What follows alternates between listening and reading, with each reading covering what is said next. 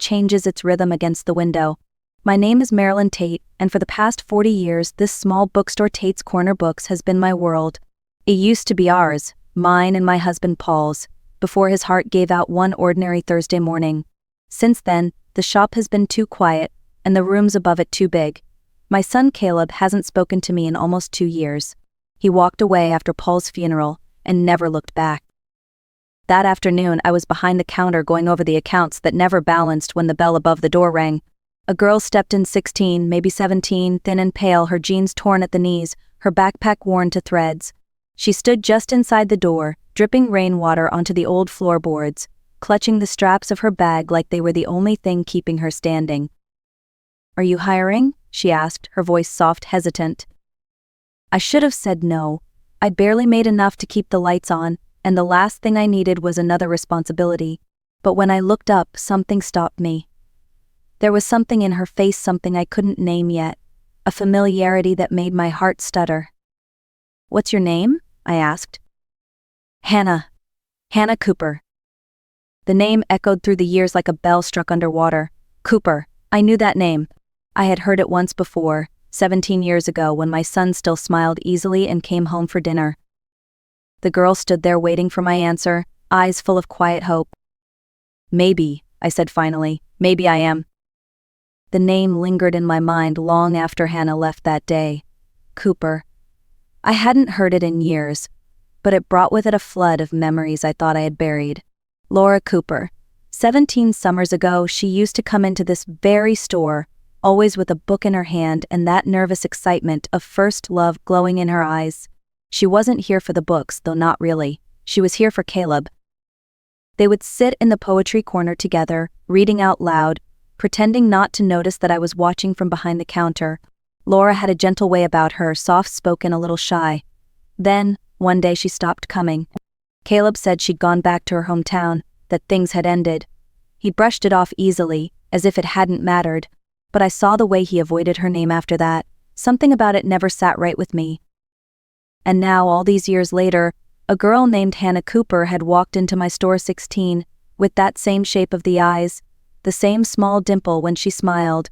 The math lined up too neatly to ignore. Caleb would have been 21 then, 17 years ago. I tried to push the thought away. It was too far-fetched, too painful to even consider. Still, I couldn't shake it. The next morning, Hannah came back right on time. She asked again if I was hiring. This time I said yes. I told her she could help with shelving and inventory, and maybe keep an eye on the register when I was busy. Her shoulders relaxed, the kind of relief that only comes from someone who hasn't heard yes in a long time.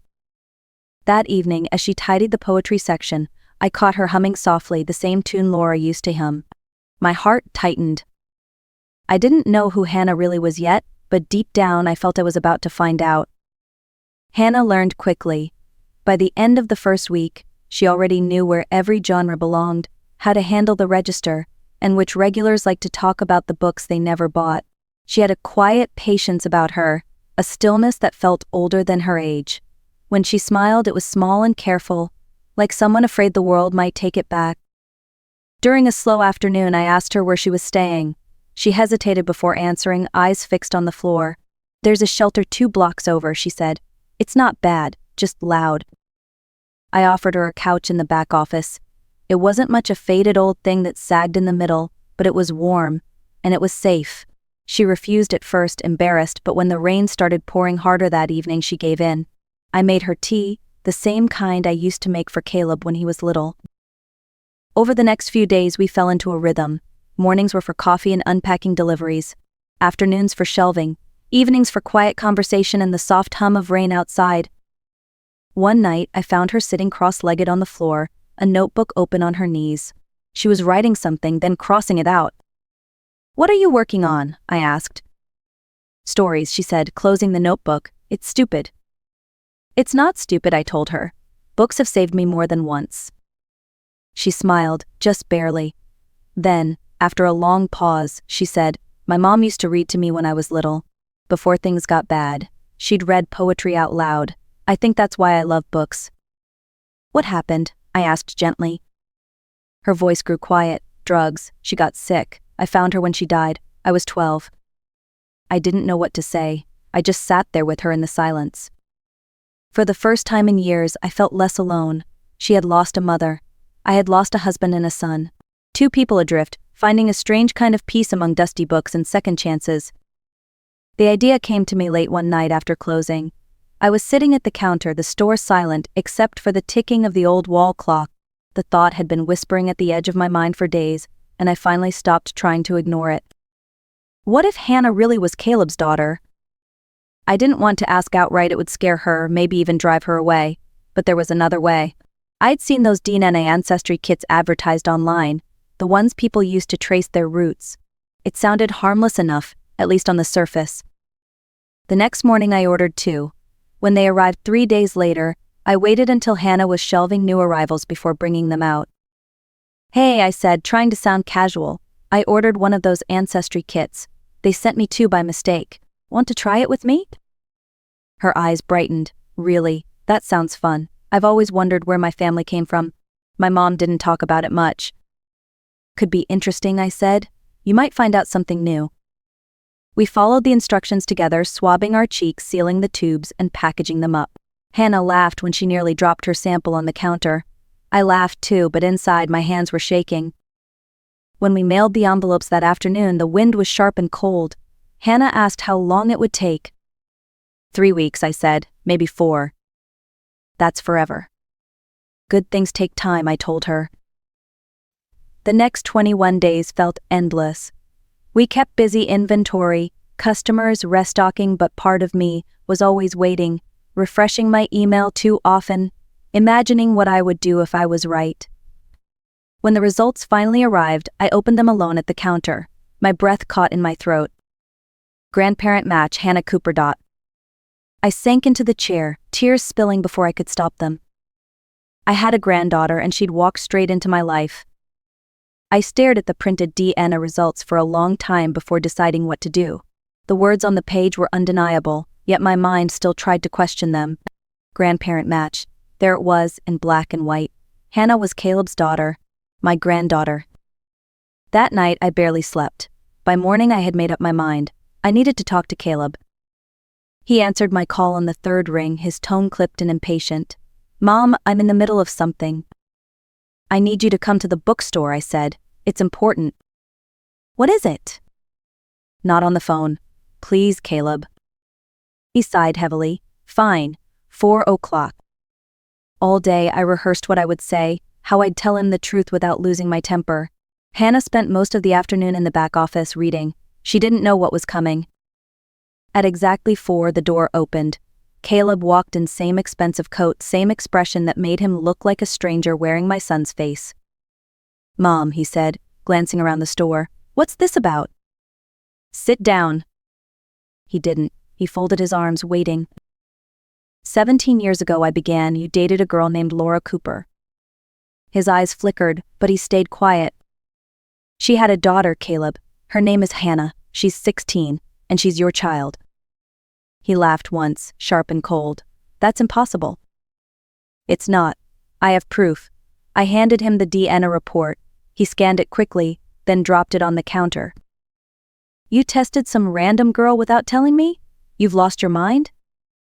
"She's not random," I said, my voice breaking. "She's Laura's daughter, your daughter." He shook his head. "Laura told me she was pregnant. I told her I wasn't ready to be a father. She made her choice." The words sliced through me. From the back room, the door creaked open. Hannah stood there, pale and trembling. She had heard everything. "You knew," she whispered. "You knew about me." Caleb looked away. "And you just walked away?" He had no answer, only silence. Then he turned and left, the door slamming behind him. Hannah's eyes filled with tears. "He doesn't want me." I pulled her into my arms. "Then he doesn't deserve you." After that day, the air in the bookstore felt different, quieter, heavier, but not hopeless. Hannah didn't talk much that week, though she never missed a shift. She showed up early, worked hard, and kept her emotions neatly tucked away like books on a shelf. One night I found her sitting on the couch in the back office, knees pulled to her chest, staring out the window. "You don't have to stay," I said softly. She turned toward me, her face streaked with dried tears. Where would I go? Here, I said. You can stay here as long as you need. You're family now. Her lower lip trembled. You don't even know me. I know enough, I said, and that's all that matters. That night, she moved her few belongings upstairs into the spare bedroom, what used to be Paul's office. I found a comforter that still smelled faintly of cedar and tucked it around her as she slept. The next morning, she came downstairs early. Do you still want me to work here? She asked. I want you here, I said. Work can wait. She smiled for the first time in days. Over the next months, we built something new. She took night classes to finish high school while helping me during the day. I watched her confidence grow, her laughter return. One afternoon, she suggested an idea hosting a small reading group for kids from the local shelter. Some of them love books, she said, but they never get to talk about them. And so the book club for lost kids was born. Every Saturday, the store filled with voices again, young, curious, alive. The shelves seemed to breathe easier. The space that had once been haunted by loss now hummed with warmth. For the first time in years, Tate's Corner Books felt like home again. The years passed quietly, marked by the turning of pages and the steady rhythm of our new life. Hannah finished high school, then community college, all while working in the shop. She had grown taller, her posture straighter, her eyes brighter. There was something steady in her now, a kind of strength she had earned the hard way. She still carried her old notebook everywhere, scribbling between customers or during lunch breaks. Sometimes I'd catch her lost in thought, pen hovering above the page, the world around her fading until I spoke her name. One evening I asked, "What do you write about?" She hesitated. Mostly stories about people who lose things, and how they find them again. That sounds like a book one read, I said. Her face lit up a little. Maybe one day. That one day came sooner than I expected.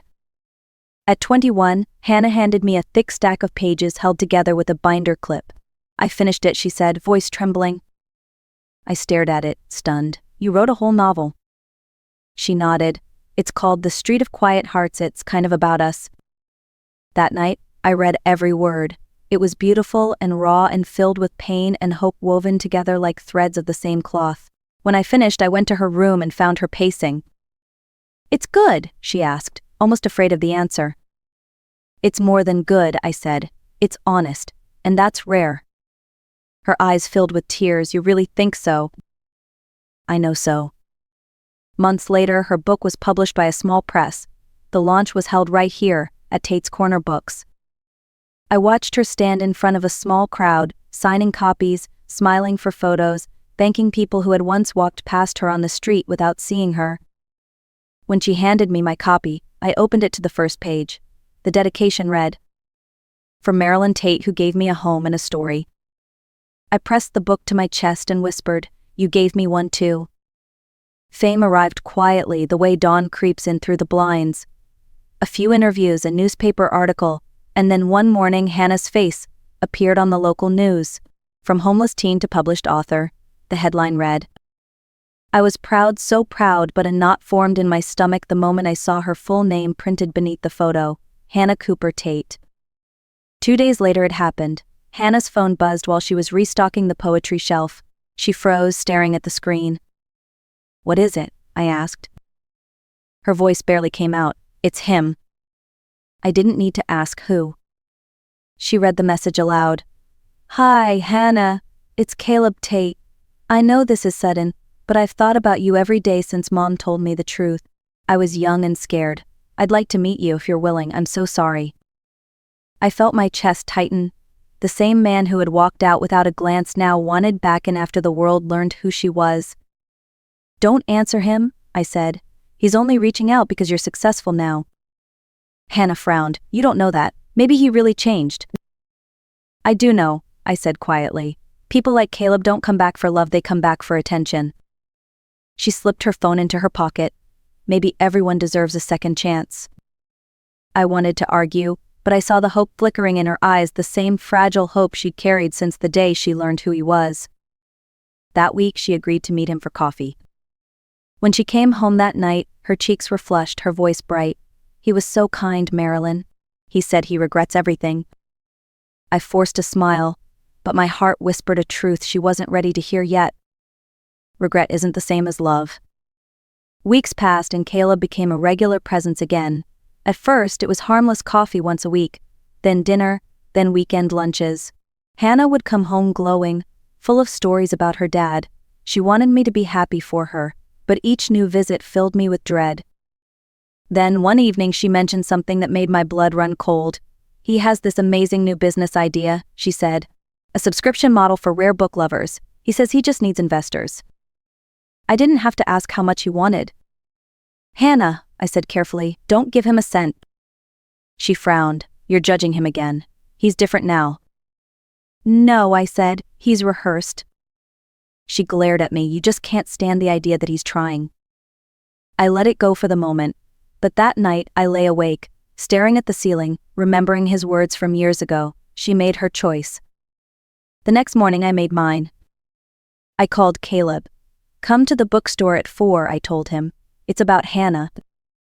He hesitated. "What about her?" "You'll see." At 3:45, I told Hannah to wait in the back office. "Please," I said, "just listen." She didn't understand but agreed. When Caleb arrived, he looked around the store with that same calculating glint in his eyes. "I'll make this simple," I said. "I'll sell this store $500,000. It's yours on one condition: you disappear from Hannah's life forever." He blinked, then smiled slowly. "Deal." Behind the door, Hannah gasped. I stared at him. "You didn't even hesitate." He shrugged. "She'll get over it. She always does." The door creaked open. Hannah stepped out, tears streaming down her face. "Get out," she said, "and don't ever come back." Caleb didn't say a word. He just grabbed his coat and walked out, the bell above the door chiming one last time as it closed behind him. The silence that followed was thick, but not empty.